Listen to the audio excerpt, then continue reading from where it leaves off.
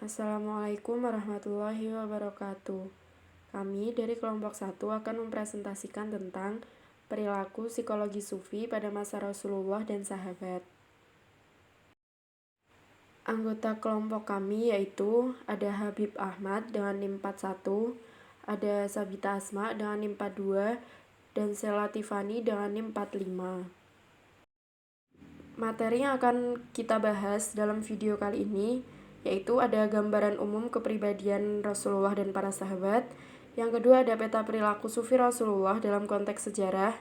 Yang ketiga ada nilai psikologis kesufian Rasulullah dan para sahabat. Dan yang keempat ada implementasi praksis kesufian Rasulullah dan sahabat dalam pengembangan psikologi keilmuan. Gambaran umum kepribadian Rasulullah. Rasulullah adalah orang yang sederhana, lembut, murah hati, mampu menguasai diri dan suka memaafkan. Ini semua merupakan sifat-sifat yang diajarkan oleh Allah. Rasulullah berbeda dari yang lain karena kefasihan bicaranya, kejelasan ucapannya, yang selalu disampaikan pada kesempatan yang paling tepat dengan lancar dan jernih kata-katanya. Selanjutnya ada gambaran umum kepribadian para sahabat.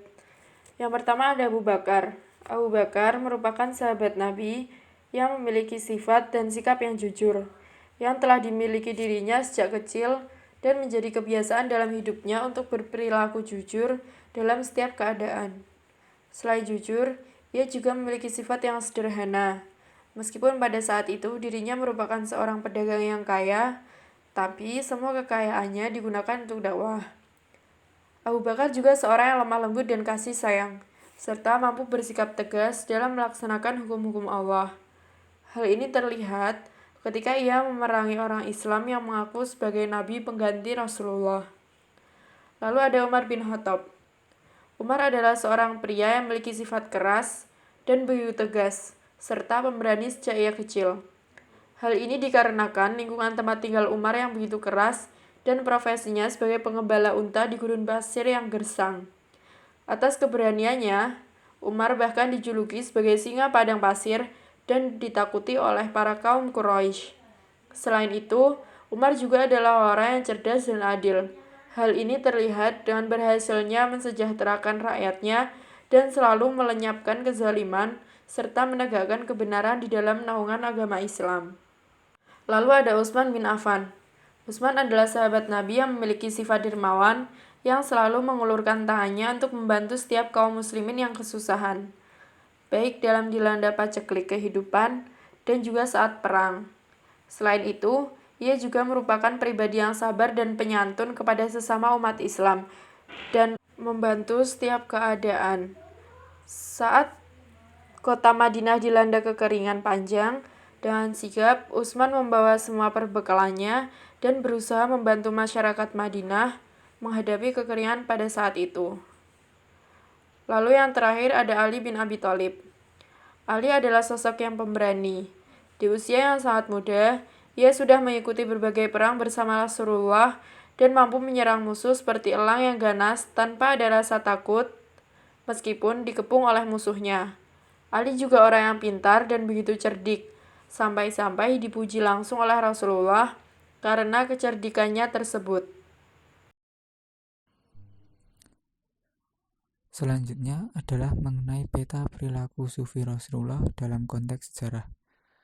Kehidupan sufistik secara tradisional dan historis sudah ada sejak zaman Nabi Muhammad SAW, yang dalam kehidupannya dipenuhi dengan kesederhanaan dan penderitaan. Beliau sendiri menghabiskan banyak waktunya untuk beribadah dan berjihad dalam mendekati Tuhannya. Dan tradisi tersebut sudah diwarisi oleh keluarganya, yakni Sayyidina Ali dan Fatimah beserta anak-anaknya. Salah satu perilaku sufi Nabi Muhammad dicontohkan beliau melalui kesederhanaan, yakni zuhud dan fakir, yang selalu dicontoh oleh para sahabatnya dan menjadi doktrin utama dari sufisme. Berikutnya adalah nilai-nilai psikologis kesufian Rasulullah. Nilai-nilai psikologis kesufian yang ada dalam diri Rasulullah adalah kesederhanaan, kesabaran, kepasrahan, dan proses pendekatan diri dengan beribadah yang beliau miliki, sehingga cukup beralasan bahwa ketika muncul pendapat, sesungguhnya sufi telah ada sejak zaman Nabi Muhammad, karena jika dilihat dari pola kehidupan Nabi, beliau menunjukkan bahwa ia adalah seorang sufi. Hanya saja pada saat itu istilah sufi sendiri belumlah dikenal. Sedangkan tasawuf sendiri merupakan sebuah gerakan kerohanian untuk mendekatkan diri kepada Allah yang pada perkembangan awalnya memang didorong oleh ajaran Islam sendiri, yaitu Al-Quran dan contoh kehidupan Nabi Muhammad.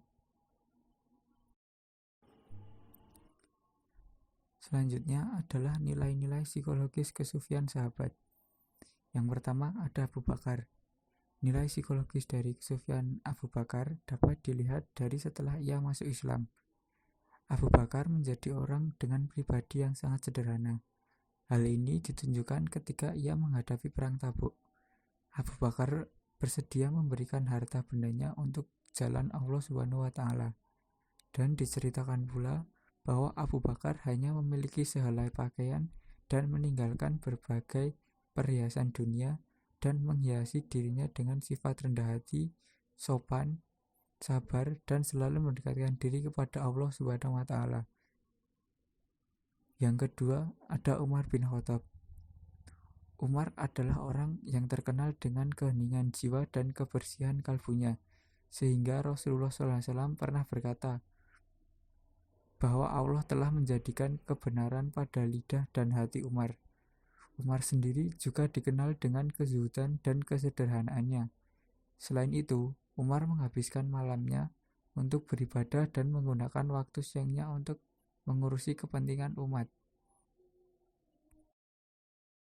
Selanjutnya masih pada nilai-nilai psikologis kesufian sahabat. Yang ketiga itu ada Utsman bin Affan. Jadi beliau adalah seseorang yang zuhud, tawaduk atau merendahkan diri di hadapan Allah, banyak mengingat Allah dan memiliki akhlak yang terpuji. Nah, ada sebuah kisah kezuhudan Utsman bin Affan dari Abu Nu'aim Mentahrij dalam Al-Hilyah dari Abdul Malik bin Shaddad. Dia berkata, "Aku pernah melihat Utsman bin Affan berkhutbah di atas mimbar pada hari Jumat sambil mengenakan kain mantel yang tebal dan kasar. Harganya berkisar 4 atau 5 dirham. Kait ikat kepalanya juga ada yang robek." Nah, dari sini kita bisa melihat ya bahwa meskipun pada saat itu Utsman bin Affan sudah menjadi khalifah, dia tetap hidup dengan sederhana, tidak bermewah-mewahan seperti itu ya, mencerminkan kezuhudan. Kemudian yang keempat ada Ali bin Abu Thalib. Jadi Ali ini memiliki kezuhudan dan kerendahan hati terlihat pada kehidupannya yang sederhana. Hal ini terlihat ketika beliau tidak malu menggunakan pakaian yang bertambal dan hampir robek. Selain itu, Ali juga memiliki tutur kata yang halus, sopan, dan perkataan yang unik.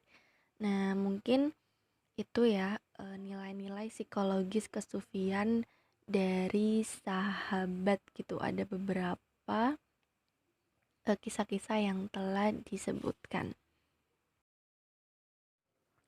Selanjutnya, setelah materi-materi yang dipaparkan, kita masuk dalam implementasi praktis kesufian Rasulullah dan sahabat dalam pengembangan psikologi keilmuan. Pada era modern saat ini, implementasi praktis yang dapat dilihat itu adalah adanya psikoterapi dengan metode tasawuf. Jadi, tasawuf adalah salah satu metode psikoterapi yang digunakan oleh para sufi untuk mengatasi problem-problem yang terjadi di masyarakat pada umumnya. Jadi psikoterapi ini dengan metode tazkiyat nafas atau metode penyucian jiwa. Dalam psikoterapi metode tasawuf ini, klien diarahkan untuk menemukan makna dalam tujuan kehidupannya. Makna ini berkaitan erat dengan hubungan kerohanian dan ketuhanan. Kemudian psikoterapi metode tasawuf ini terdapat 4 cara untuk mencapai kesehatan mental, yang mana keempatnya itu dapat kita lihat dari perilaku dan kondisi psikologis Rasulullah dan para sahabat. Yang pertama itu ada taubat. Peran terapis di sini adalah untuk mendukung klien untuk melakukan amalan-amalan, beribadah secara istiqomah menuju ketenangan. Yang kedua ada zuhud. Jadi zuhud ini singkatnya adalah meninggalkan sifat keduniawian. Nah, hal ini menjadi solusi bagi orang modern yang mengukur kebahagiaan lewat harta. Karena ketika seseorang mengukur kebahagiaannya lewat harta, kenikmatan dunia, ia menjadi budak nafsu karena dunia selalu menuntutnya untuk memenuhi keinginan.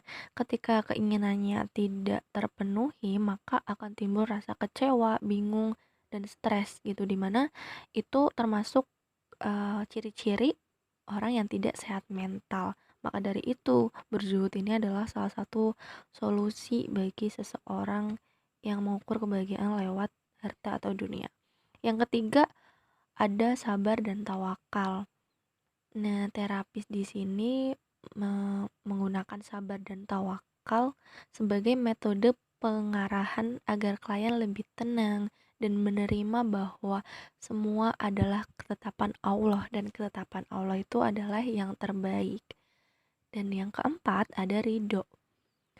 Ridho ini adalah gembira dengan ketetapan Allah. Nah, ridho adalah pencapaian tertinggi dari sabar dan tawakal. Itulah empat cara pada psikoterapi metode tasawuf. Demikian materi yang dapat kelompok kami sampaikan. Apabila ada kesalahan kami mohon maaf. Terima kasih atas perhatiannya. Wassalamualaikum warahmatullahi wabarakatuh.